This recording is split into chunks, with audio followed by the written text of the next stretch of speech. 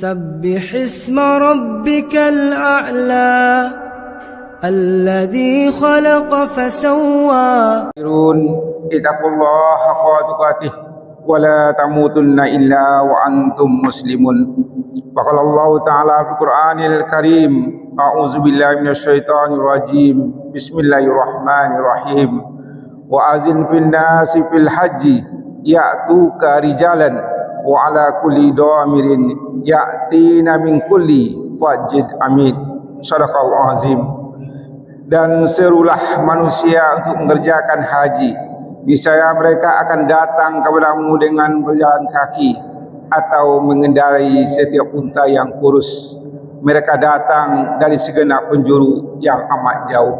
Maha Allah dengan segala firman-Nya. Alhamdulillah, puji dan syukur kita sampaikan pada Allah Subhanahu wa taala.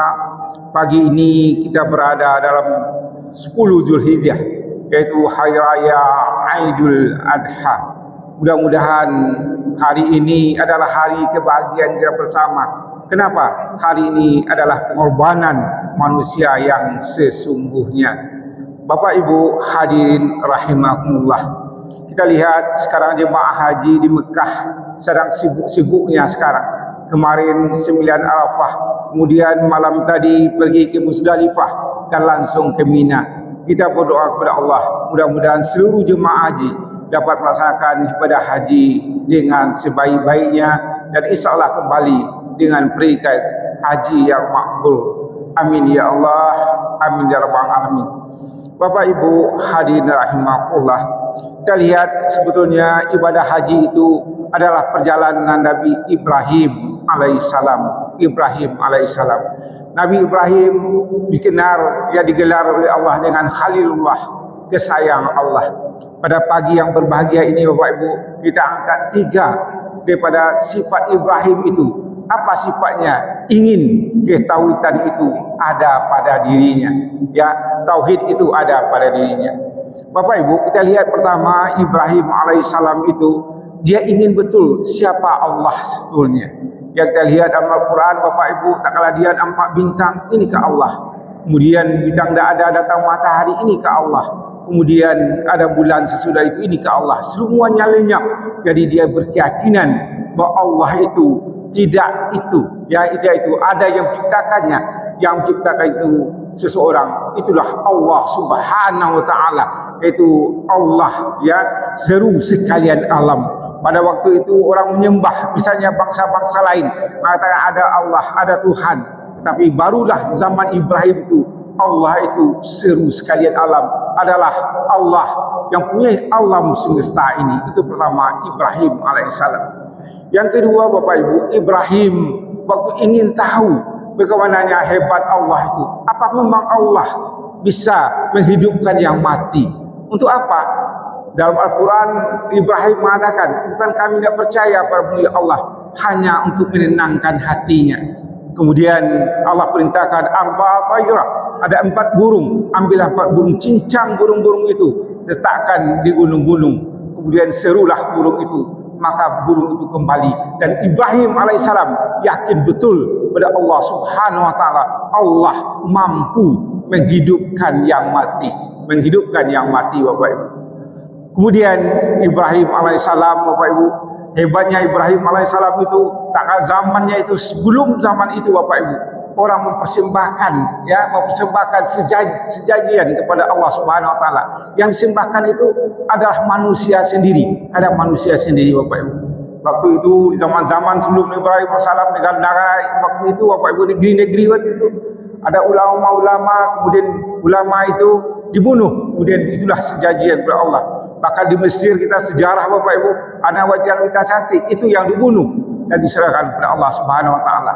Dan waktu itu Ibrahim berfikir, apakah memang manusia untuk sajian kepada Allah Subhanahu wa taala, apakah tidak mahal harganya? Kemudian Allah perintahkan, Allah katakan waktu itu, untuk Allah tidak ada yang tinggi harganya, manusia sekalipun. Maka perintah Allah kepada Ibrahim alaihissalam untuk menyembelih anaknya. Allah yang merintahkan Bapak Ibu.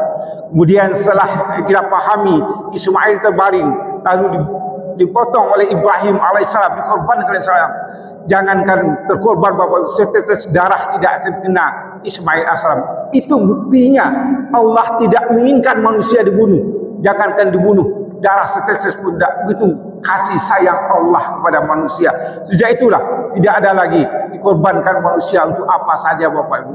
Sianalah alaihissalam 3 sikap Ibrahim itu ya, yang terbakti ke tauhidnya kepada Allah Subhanahu wa taala.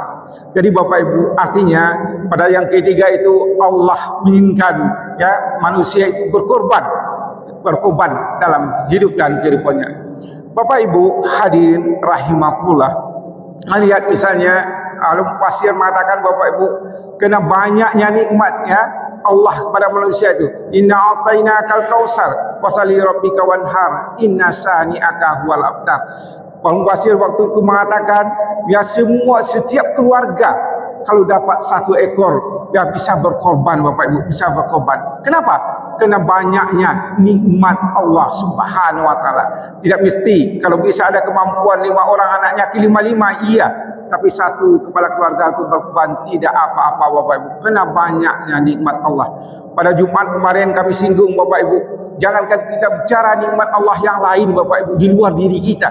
Misalnya saja Bapak Ibu, salah satu mata kita saja sakit Bapak Ibu ya, tidak bisa berobat, bahkan harus keluar mata kita, seluruh harta kita akan kita berikan.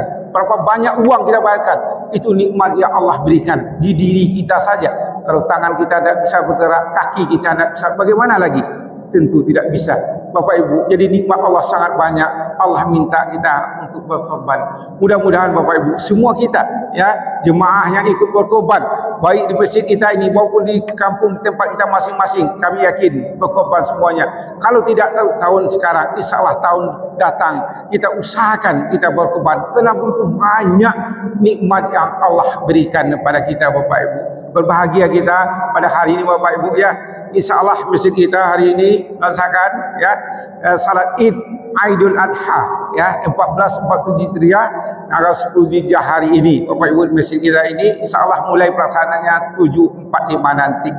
Dan setelah itu Bapak Ibu jam 9 mungkin 9:04 kita sudah mulai insyaallah penyembelihan di masjid kita ini.